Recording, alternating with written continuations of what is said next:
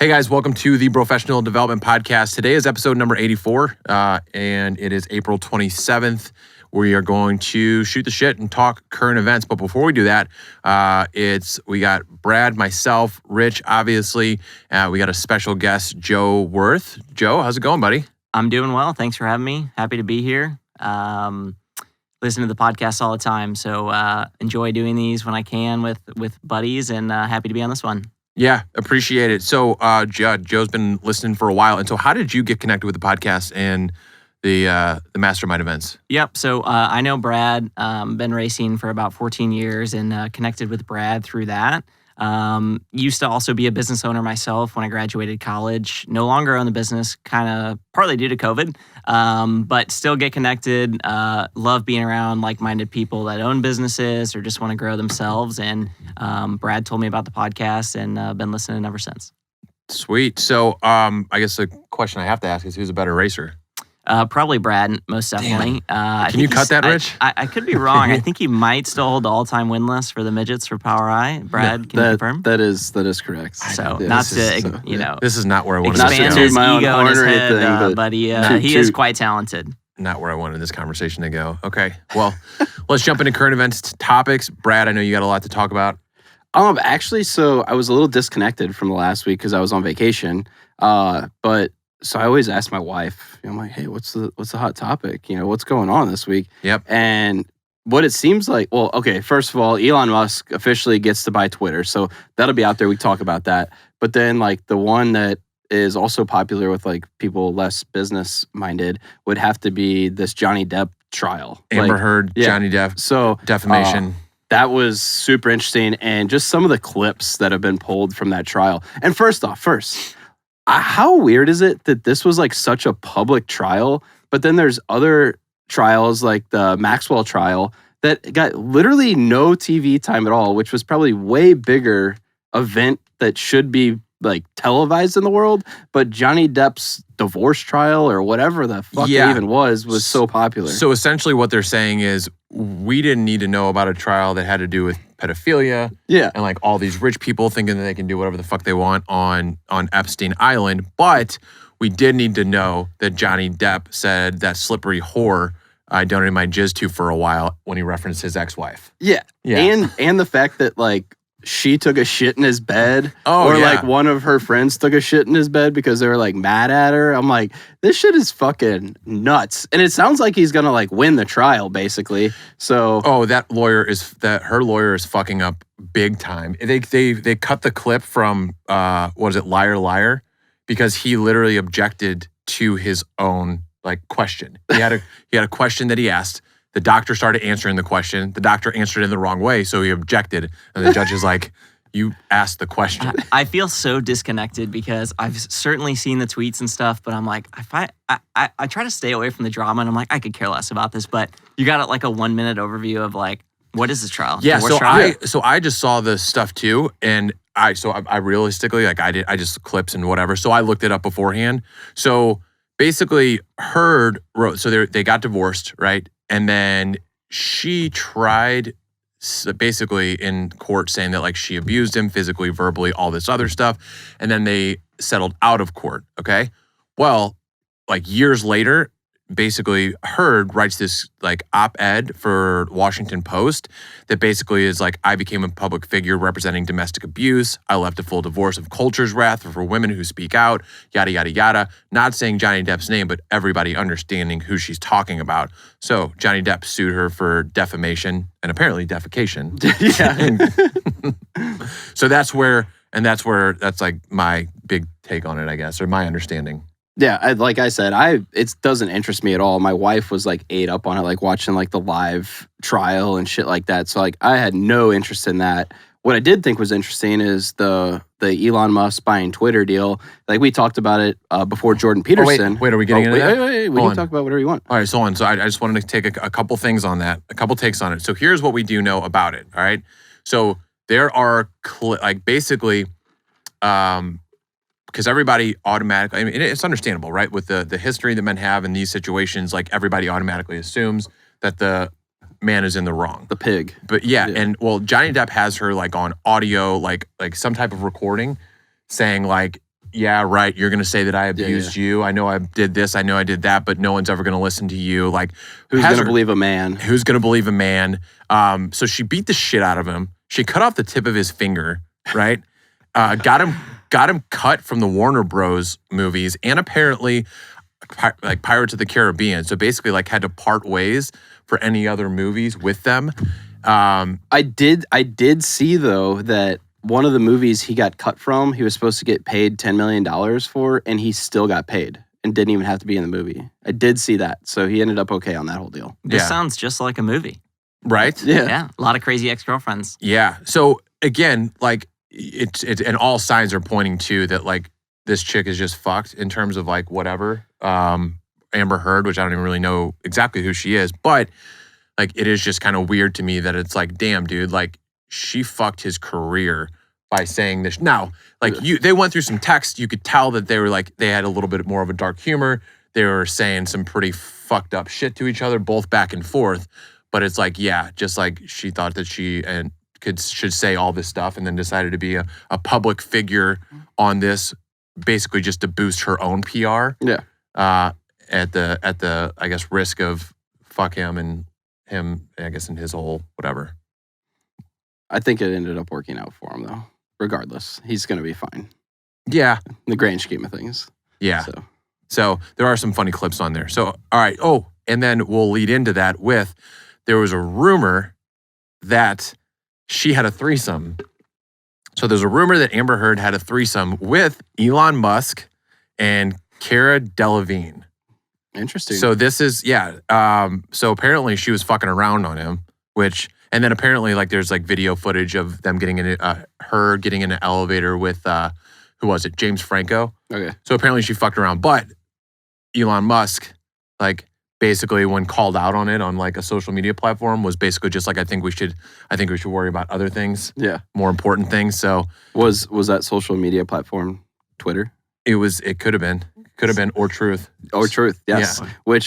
Yes. So, like I was getting to, Elon Musk, we talked about this a couple weeks ago off air at a dinner when it first came out that he was trying to buy it. And then it sounded like there was some complications. Like, there's a lot of stuff that needed to happen on the stakeholder side of things for it to actually go through.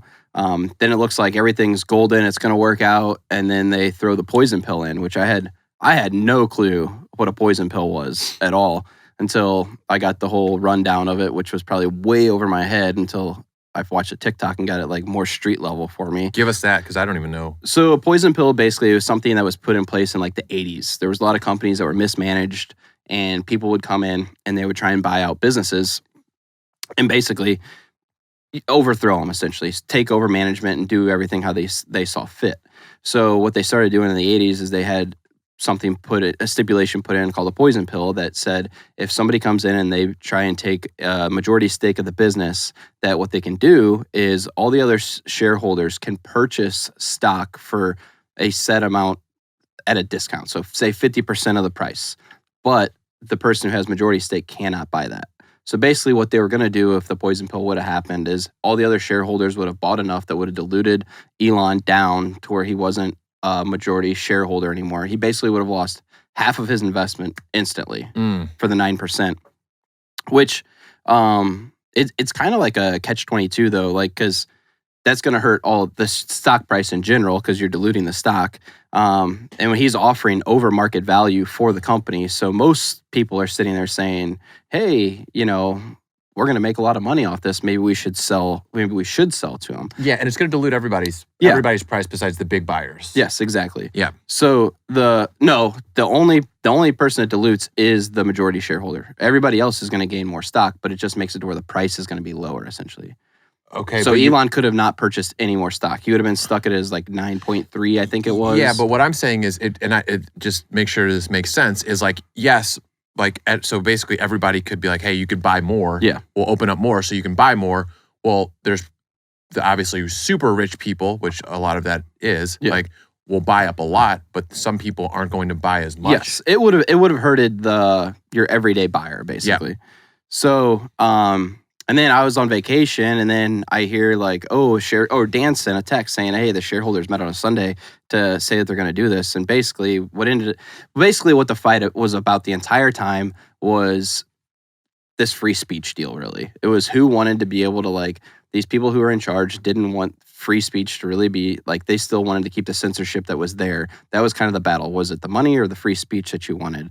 And I guess basically money ended up winning that deal. And what I thought was also interesting, you mentioned it, is so Donald Trump came out with his social media platform called Truth. They are actually number 1 in the App Store right now for I think Twitter's number 2. Twitter's number 2, Yeah, TikTok's number 5. I just pulled that up too on here. He said Truth Social, terrible name in parentheses, exists because Twitter censored free speech. Yeah. So that's what I thought was interesting. And he made that post today. So it was like basically saying like the only reason, I think he said they should call it Trumpet or something like that. So, I mean, me personally, dude, I think Elon's pretty awesome. Like, do I think he's like normal? Fuck no, he's not normal. Like, he's definitely a weird dude. He does things that are definitely more eccentric than most people. But I think like deep down, I think a lot of people look at him as like, he's like a, like a power hungry type guy, like a dictator type ish thing. And I actually think it's like the complete opposite. Like, I think he really wants people to have like, things are just supposed to be the way they're supposed to be, and that's it. I do. Like where it's like you could look at somebody like Trump. It's like Trump 100% wanted a divided house. It's like you're either this side, you're either with or you're against. It's like I truly believe that elite, and obviously, we'll find out, right? Who are we? But like he seems like a person that wants the best for everybody. So yeah, he bought it at $44 billion. That's $54.20 a share, and then interesting. I assume there was going to be some shakeup on this, but Tesla shares dropped more than 12%. And I assume some shakeup, like if that's going to happen. But that's just the highlight there is that market value can drop $125 billion in a day. Yeah. And what's also interesting that you mentioned the Tesla stock is their earnings report came out for Q1, and they were more profitable than GM with less operating costs. Yeah. Which I thought was pretty interesting, which we bailed out GM already. And here's Tesla basically, like their earnings were better than what they expected and their price still went down. And I think that's all basically due to this whole censorship fight or him buying Twitter, which you think it would have actually went the opposite way. Like, I thought his stock would have gone up on almost all his businesses. So, do we know when the deal is going to be finalized? No, I'm trying to look that. So they say basically, I think it takes about 6 months for it to get completed. So it will take a little bit. There is like, did you guys hear about this? Like, the breakup fee, they're calling it. Like, if one of them decides to pull out. So basically, the investors. Yeah, if the investors decide to pull, like now it's kind of like putting escrow in on a house, right? It's basically like saying like this is like me committing, and if I don't commit, like you get this money still. Yeah. On each side, it's $1 billion. So like basically, it's like if their board decides to back out or tries to kill the deal, Elon gets $1 billion, and if Elon fucks it up, that's nothing to them though. Right. And I feel at this point, if they try to kill the deal, their stock price is only going to dip even more. Oh, for sure. Yeah. Yeah. Something that I also saw, like since we're talking about like buying companies out, is so this was the largest purchase of like a platform like this. So I think the next largest purchase was Slack, which was like $28 billion. But if you look all the way back into the past, I think Instagram was bought for $1 billion.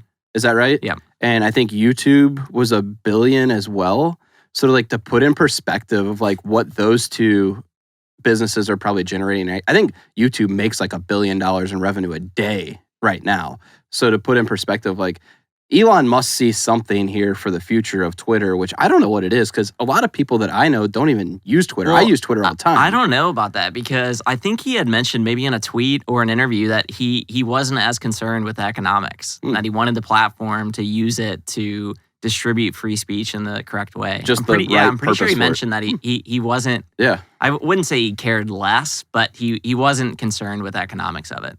That's interesting, for sure. Which is, I think, in the best interest of the people. For sure. I just watched, I don't know when it came out, but they just had a SpaceX documentary on Netflix, and I just watched it this week, and Elon's featured in the majority of it. So it's pretty neat to learn about Elon outside of what you see online. And, I believe that what he's doing is the right move, and it's going to impact people. And there's people that came out, gave stamp of approval. Like even, wasn't a full-fledged stamp of approval. Even fucking Jeff Bezos. Oh, really? Was just kind of like, yeah, I forgot the exact quote or whatever, but they're basically like intergalactic rivals. Yeah, right? they don't like each other that fighting, much right now. They're fighting on Earth and in space, right? And he kind of gave his Jack Dorsey gave his approval, and people are surprised by that because he's like the founder or whatever. But everybody at Twitter already hated fucking Jack Dorsey. Yeah. To me, that's like a PR thing of like, all right, everybody at Twitter hates me because I had no idea how to run a company. Everybody said I was a shitty manager. And so now he's like, well, I might as well try to win over some people on the other side. So I have a theory on this whole Jack Dorsey thing because he gave up his role, a year ago, I think, as CEO.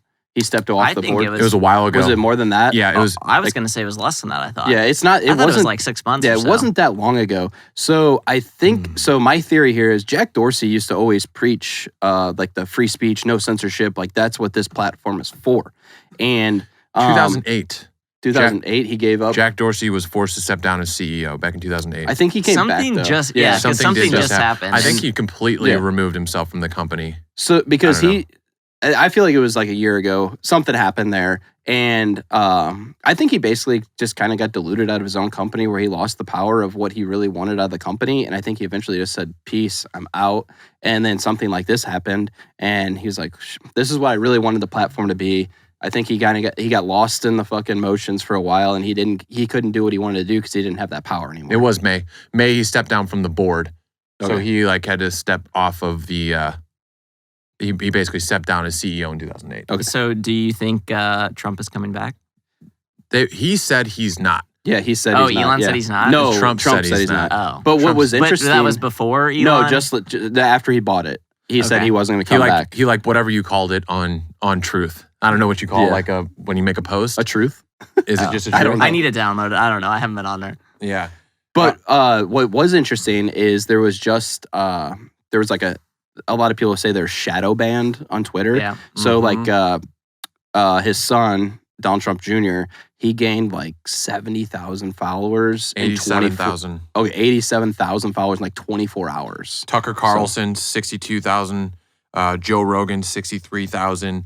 And these are all so it's tough to say because some people just say, well, this is a win for people that are a little bit more right-winged, right? So maybe people are joining the platform again, but what they're saying is that's not that many people. I mean, people join every day. That's a large percentage. But that's such an overwhelmingly large percentage of people that to join and then follow in one single day that it would be interesting if they could break that down too to show how many of those people joined that day and followed or were already somebody on Twitter. Right. Because that would answer that question. Well, right I know away. Elon also mentioned he was going to be looking into kind of fake accounts and stuff because I think I saw today the New York Times has 50 million followers, but they only get 100 interactions a post or so. Wow. And I forget who tweeted that, but Elon replied that he thought that was suspicious and, accounts just like that he was going to look into. Yeah, because he said he wants to authenticate anybody who is a real person, which to me, I don't know what that means. Am I a real person? So do I get authenticated? Or is it So there's ways to do it. So they have them on as weird as it sounds, they have them on the dating apps because there's bots and shit on dating apps. Wouldn't know. So it's, hey, they're tricky. What can I say? No, but they'll do things where it's not show an ID or anything like that, but it'll send you a picture of something that you have to do, raise your hand like this or whatever it is, and then it sends back to kind of ensure that you're not a robot or I don't know, making the process harder because there's obviously a fuck ton of burner accounts. For sure. Yeah. So I have something kind of different that we don't normally talk about, but I know Joey is interested in it. Let's see if we can get it in really quick here before the end of this episode. We're good, and we can always go a little bit over. So you were interested in NFTs. I could talk an hour about this all day. So we've been looking for somebody to give us the lowdown on the NFTs, and you were saying you were going off of the VFriends Series 2. Yeah, so which that would have just dropped, right? Yeah, just yesterday, Gary V's Befriend Series 2 dropped. So I've probably spent like, he always says like you got to invest 50 hours of your time before you start talking about something. So I've spent like the last 2 months every day in Discords, Twitter Spaces, things like that, learning about NFTs. And so now I'm finally at a point where I still have a whole lot to learn, but I'm knowledgeable enough to invest in it now. And so he just released a new project, which I got one of his NFTs. And he has a couple out there, but man, I really think, I know a lot of people see the headlines and like NFTs are risky for sure. And there's a lot of projects that people are in it for the money and that's it. But one thing, Gary always says is you got to believe in the jockey, not the horse. And so I really believe my investment in his NFTs is safer than, it's going to get a quicker return on investment and a little safer in some cases than the stock market. Just because I believe he's putting the emphasis and focus on it. Talking about Gary V? Yeah. Yeah. I mean, so I just, he just released a project yesterday, came out with 55,000 NFTs with a high demand. And so I minted one, which is basically you are the first one to own one. And the base price was $1,000. And now they're basically, the floor is right around an ETH. So already in a day, I've made $2,000. Some characters are already up to 10 ETH. Which is 30 grand. That would have been nice. So it's really awesome. He's throwing a big NFT conference in May. I'm still hoping to snag a ticket to that. But NFTs are really awesome. I think if you want to invest in it, you got to spend a lot of time and you got to be really careful about what project you're in. But man, I think it's the way of the future. Okay, so that I was going to ask that. So it's one thing. It's like you're like, hey, like. First off, that's the way to do it. Like tell people invest time, learn before you start doing stuff like that. But because I know nothing about it, but I thought it was incredibly bold and basically Gary V staking his whole reputation and career when he was just like, companies like back in the day, companies like the Wall Street Journal and this and that, and the New York Times says the internet was a fad. How did that work out? So comparing NFTs to the internet, obviously you're talking about investments as opposed to a way of communication that's going to change the entire world. But that's pretty bold.